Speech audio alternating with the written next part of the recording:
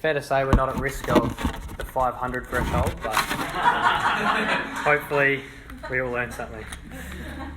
So, look, I really like preaching. Not so much because I love being in front of you all and, sharing what I have to say, but more so because I love actually being made to pick up my Bible and study it properly. And not to sound pretentious or anything like that, but I really do feel a special appointment for this time. It was months ago, I don't actually remember when, that Thomas suggested that I do this sermon on this text, and I said yes. I reckon it was maybe November last year. And what's happened in the past 4 days has just made this, what I've got to say, feel way more relevant than it did even on Wednesday. So I just want to pray and just commit this time to God, and then we'll open up together from James 4. Let's pray. Oh Lord, I really do feel that you have set this time up, even months in advance, that we would hear from you and from your word. Lord, I pray that I ask that I would not be a stumbling block to what you have to say, that these people here would not see Jonathan Camac the sinner, but rather just see your word and what it has to say and what value it should hold in all of our lives. We live in really almost bizarre times, and you would speak into our culture. So, Lord, help us to hear what you have to say tonight. Amen. So, if you've got your Bibles, open them up to James chapter 4. I'll flick to it as well. Give me a sec. There we go. Cool. So, I want to start with a question though, which is, if this was your last week on earth, this coming week, what would you do with that week? You don't have to answer out loud. I just want us to think about it.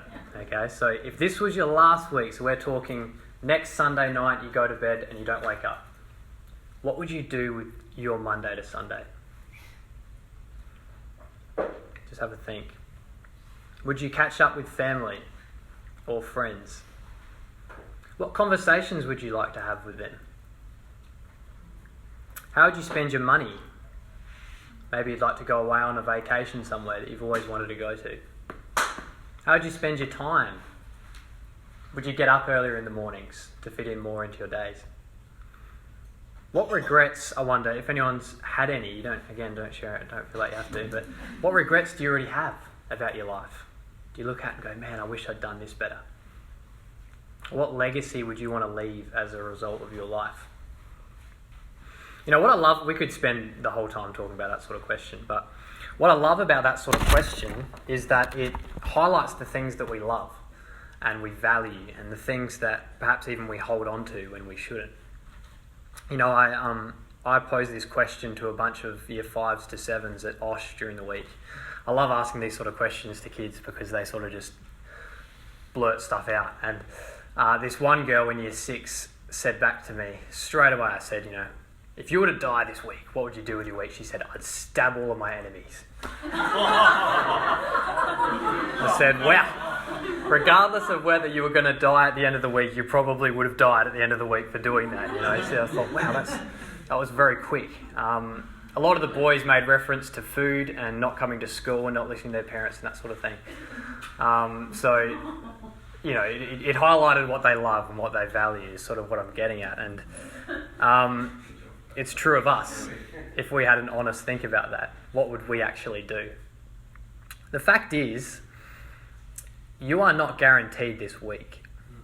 There are no guarantees in the Bible that you will live out the week. And to put it even further, you have no guarantees for tomorrow at all. No guarantees that you'll wake up tomorrow morning. And if you've assumed that so far, you walked in with that assumption, you are arrogant. And you boast in that arrogance. Oh. I say that because of the Bible. So let's look from James 4, chapter 13. Let's read it together.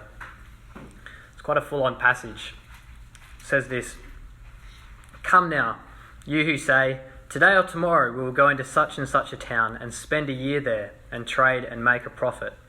Yet you do not know what tomorrow will bring. What is your life? For you are a mist that appears for a little time and then vanishes. Instead, you ought to say, if the Lord wills, we will live and do this or that. As it is, you boast in your arrogance. All such boasting is evil. So whoever knows the right thing to do and fails to do it, for him it is sin. This is a really full-on passage if we look at it properly. When I first read it, I thought, man, that's a bit over the top. Because what is being boasted about in this passage? It's not boasting about really sinful activities. It's not talking about boasting about crushing orphans or stealing from beggars, right? It's talking about boasting about what we're doing tomorrow. What's in your diary? Have you just assumed that those things are already just going to happen? That you're going to wake up tomorrow? Why is it so harsh on that sort of a thing? What's so wrong with that? I wondered to myself. And I think the answer is that this passage is wanting us to ask ourselves, who is in control of your life? Who is in control of your life? You'll notice in the passage, there's two different blocks of speech. The first one's in verse 13. And this one's condemned. It says, today or tomorrow we will go into such and such a town and spend a year there and trade and make a profit. And the other block of speech is in verse 15, which is commended as well, which says, if the Lord wills, we will live and do this or that. You see the difference? Who is in control of your life? Are you just dictating where you're going to be and what you're going to do? Or is there a sense, a feeling in your life that I need to commit this to God? If the Lord wills, I will do it. Not sure who's in control of your life? Consider your plans for tomorrow. Where will your strength come from? How do you plan to commit that day to the Lord? Have you made time for it? You know, I was thinking, just on this point, so often we take our Bibles, I don't know why we do this, and we think it's almost like a crystal ball, okay? That if we read the whole thing, we'll know who we should marry and what career we should take, and all of these things relevant to life, right? That has not been my experience, and I don't think the Christian experience of reading the Bible. The Bible's not a crystal ball, it's a wrecking ball. It comes in and just wipes us out in some ways. Die to yourself, it says. It just knocks us off the pedestal of ourselves. Charles Spurgeon said this, said, you will never, quite strong words, you will never glory in God till first of all God has killed your glorifying in yourself. The Bible's a wrecking ball that comes to say, you don't even know what's going to happen tomorrow. So trust in God. You know, this passage about not knowing what's going to happen tomorrow sounds a lot like the Sermon on the Mount. And in fact, a lot of James sounds like what Jesus had to say in Matthew 5-7. Particularly Matthew 6:34 that says, do not be anxious about tomorrow, for tomorrow will be anxious for itself. Sufficient for the day is its own trouble. Another one that you'd all know pretty well is the Lord's Prayer in Matthew 6:11, when Jesus says, give us this day our daily bread. Why do you say daily? Wonder if you've ever wondered that. Why didn't Jesus say, give us this week our weekly bread, or this year our yearly bread? Why didn't he do that? Why did he say daily? You know, many believe when Jesus said that, give us this day our daily bread, it was a reference to the Israelites in the wilderness when they wandered around and God allowed for them to have manna every day. In fact, he instructed them, you can have manna, but only that which is brought off the ground that day. You can't take any more. In fact, some did, and it sort of rotted. They couldn't eat it the next day. The point was that they needed to rely on God for that every day. And that's the point, that they would rely on him every day. We wonder, why didn't he just send manna for the whole week or the whole year? Israel, here's manna for 10 years, right? He didn't do that because God knows us. He knows that we would forget him. We would forget him, so he did this. He says to us, we need to pray, give us this day our daily bread, so that we would realise how much we need him for every day. Because we don't know what's going to come that day. You are not God, God is God. Simple. You need his grace and strength every day. Main idea of these 4 verses is that none of us know what's going to happen tomorrow. Nobody does, Christian or non-Christian. And we can deal with this in different ways. And this is where I believe this is increasingly relevant, this passage now, even than it was at the start of the week. The world has a response to this, and so do we. And I believe it's in the scripture here for us. So read with me from James chapter 5, 1 to 3. This is the world's response to not knowing what's going to happen tomorrow. It says this, "Come now, you rich, weep and howl for the miseries that are coming upon you. Your riches have rotted, and your garments are moth-eaten. Your gold and silver has corroded, and their corrosion will be evidence against you and will eat your flesh like fire. You have laid up treasure in the last days. Riches corroded, garments moth-eaten. You have laid up treasures in the last days." This one sounds in particular very similar to Matthew 6:19. That says, "Do not lay up for yourselves treasures on earth, where moth and rust destroy, and where thieves break in and steal. But lay up for yourselves treasures in heaven," it goes on to say. What's the argument here? What is James trying to tell us? And Jesus, in the Sermon on the Mount, simply, this is not a solution. This is the world's solution to not knowing what's going to happen tomorrow. Get rich.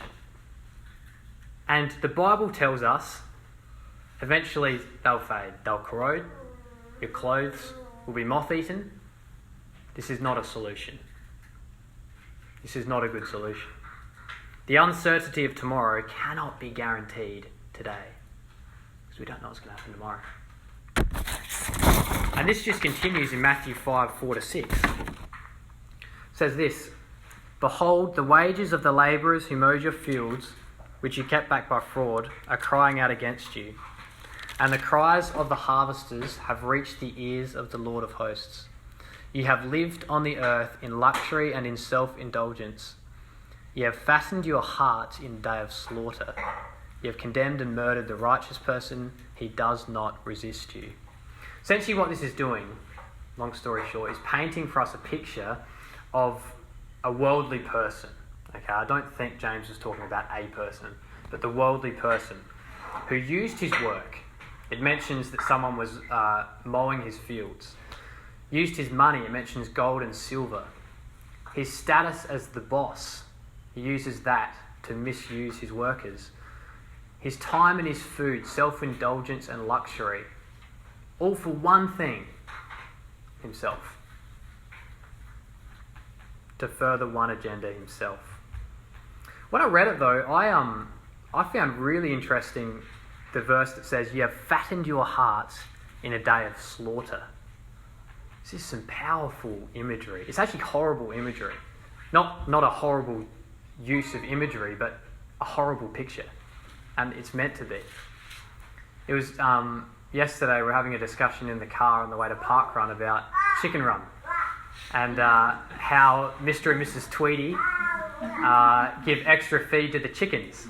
And the chickens, being chickens, just eat as much as they can. And I think it's the rooster who comes over and says, basically, "You idiots, don't you know they want to kill you? Don't you know there's a day of slaughter coming?"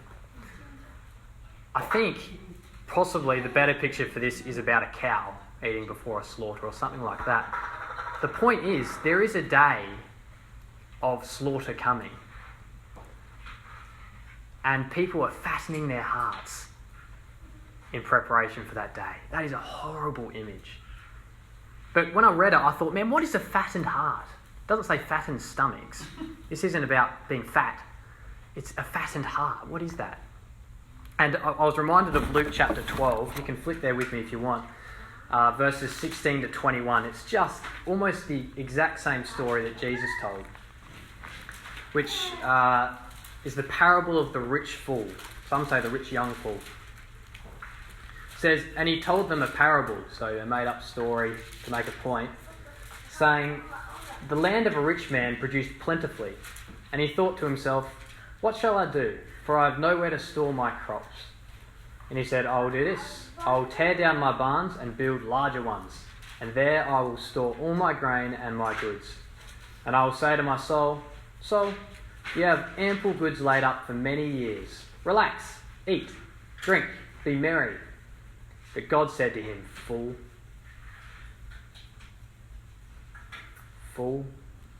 this night your soul is required of you. And the things you have prepared, whose will they be? So is the one who lays up treasure for himself and is not rich toward God. I believe that fatness that it talks of, fatness of heart, is exactly that last verse we read. In that people are being rich towards themselves and not towards God, fattening their hearts in the day of slaughter. Their fatness, in fact, it says their corrosion, coming back to James 5, it says their corrosion will be evidence against you. In other words, their fatness of heart will be evidence that they didn't heed the coming judgment of God, the coming day of slaughter. We're not chickens. We're not cows. We have brains and we have a Bible. We've been told that there's a day of judgment coming. We've been told these things. We don't have to act like we don't know. So essentially what this is saying is, don't be like a chicken and a cow that lives as if there isn't a day coming. There is. And this is serious stuff. This is not a solution from the world. So I want to ask you, just coming out of that, big question to ask. Are the things in your life that you have standing as evidence that you have hoarded God's grace for yourself or God's mercies for yourself? Are the things in your life standing as evidence that you have hoarded God's mercies for yourself? Big question to answer. There is another way. So there is the world's response, which is get rich, save up, be smart. Then there is the Christian response. So let's read together in James 5, verse 7 through to 12.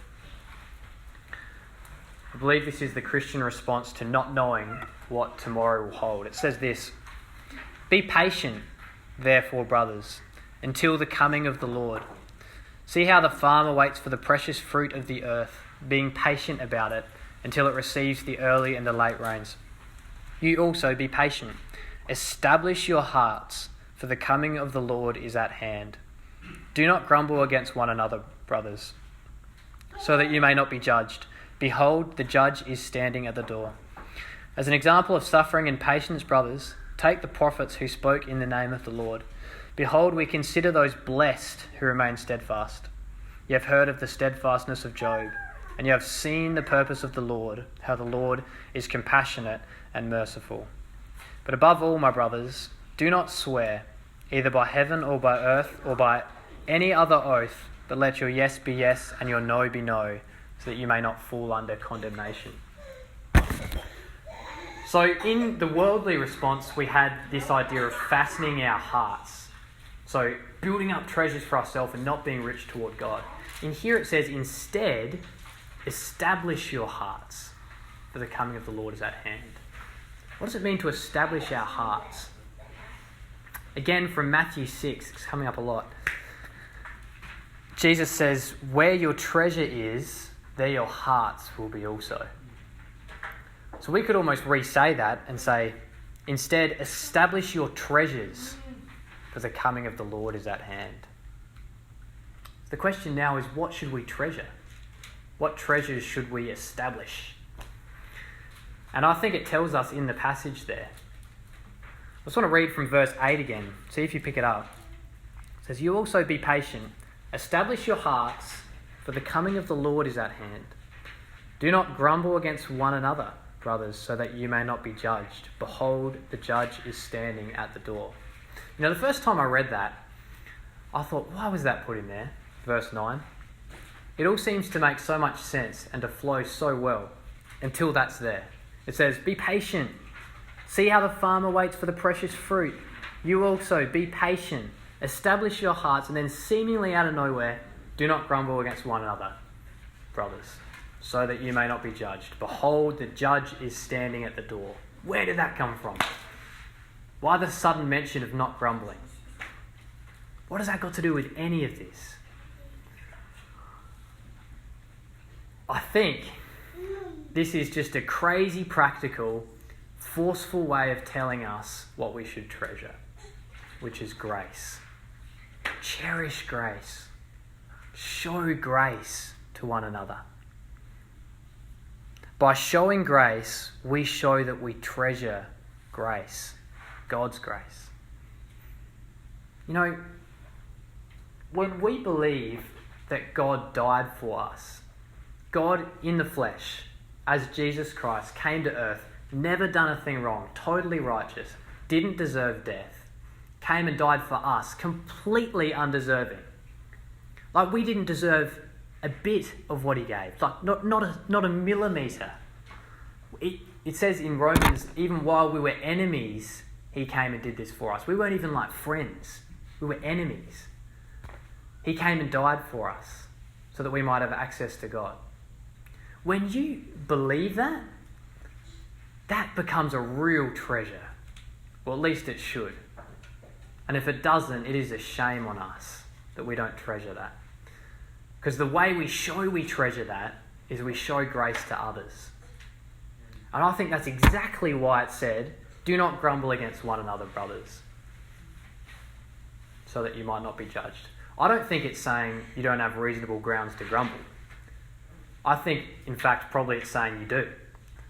But don't, because you've been shown grace when you were undeserving. So cherish it and show it to the world. Everything we have is an opportunity to show the world what we treasure. It's an amazing thing. You know, 2020's been insane. It feels like a long time ago now, but we started with the bushfires, right? It was only like 2 months ago. People probably in this room have been affected by the bushfires, and if not us, our friends have. The eyes of the whole world were on us as to see how we were going to cope with this. And now the whole world is dealing with this coronavirus issue. And above everything else, regardless of how we rate that in terms of severity, there is just a massive element of uncertainty in the world at the moment. All we need to do is go to Coles, go to the shops to see that. Okay, I did today. Dad went a few hours after me and he said there was a line up to Coles. This has been happening for weeks, a couple of weeks, and it might happen for a lot longer. We don't know. Huge element of uncertainty in the world at the moment. We were talking as just Camacs on Friday about how it might be a smart move to actually just start stocking up on some stuff. The world, everyone's panic buying, right? If we don't get some stuff now, we might miss out. It might be a smart move to go and get some baked beans and some meagering and things like this. Okay? Because you don't have enough in your house already. I already had a lot. Yeah. True. It's not new for me to have meagering, yeah. But, yeah, well, you'd shoot it.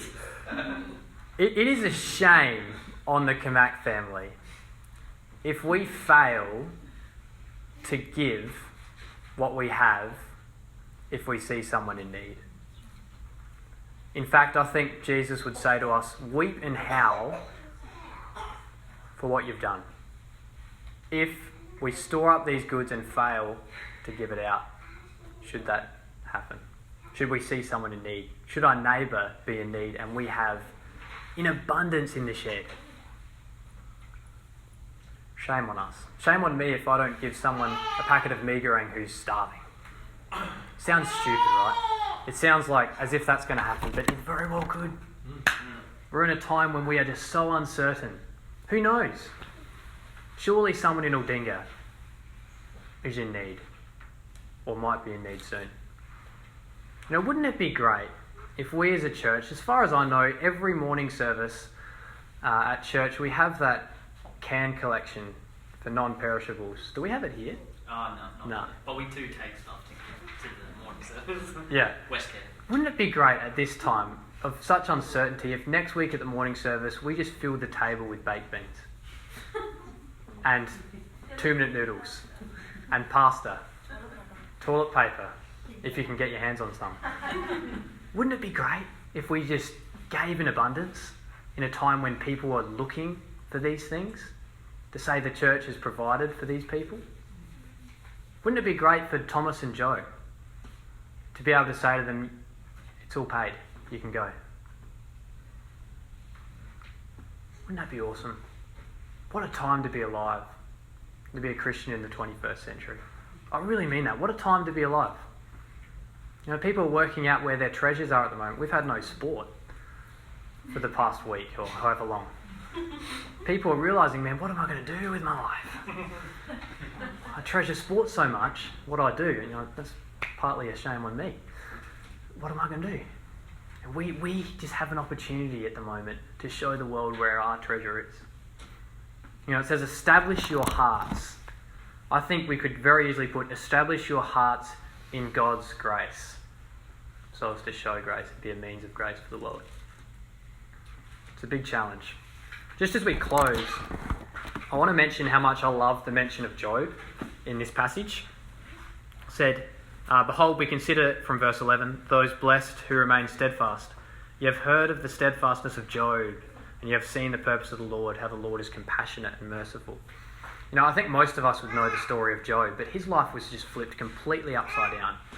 In terms of not knowing what tomorrow brings, he had no idea. This man was extremely rich.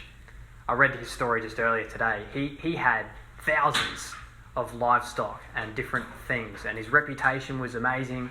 He had kids. One afternoon, all gone. When he woke up that morning, he had no idea what was coming for him. And the same is true of you. You have no idea what tomorrow holds. But you, Job, know who holds tomorrow. And it says in our verse there, you have heard of the steadfastness of Job, and you have seen the purpose of the Lord, how the Lord is compassionate and merciful. What's so cool about the story of Job is that we get to see behind the curtain on what God is doing. Job didn't get to see that, and we don't get to see that for our own lives. We don't get to look behind the curtain and say, God, what are you doing here? This is an opportunity for faith. We don't know what's going to happen tomorrow, and it's an opportunity for faith for us all. So I'd like to just finish in a time of prayer. I think we as Christians, we're so often a part of the problem. I feel very much, as I've been going through this sermon, that I am more like the rich young ruler than I am Job. I so often live in self-indulgence and luxury with how I spend my time and money and countless other things. We are so much like the world. And I think if we want to be part of the solution, which we can be as Christians, we need to just admit that. And tell God that we feel that. So I'm going to open it up to prayer, and I invite you, pray for the world. Do that often. But I want us just to have a look at ourselves in our prayer and think, and even, you don't have to pray out loud, but how have we been living? The world wants to see. Australia is crying out for security at the moment. The world is. But Australia, where we live, is crying out for security, and we've got it. We're all heirs to it. What a time to be alive. So let's just pray. Admit to God where we're at. And let's just go from there. I'll finish off.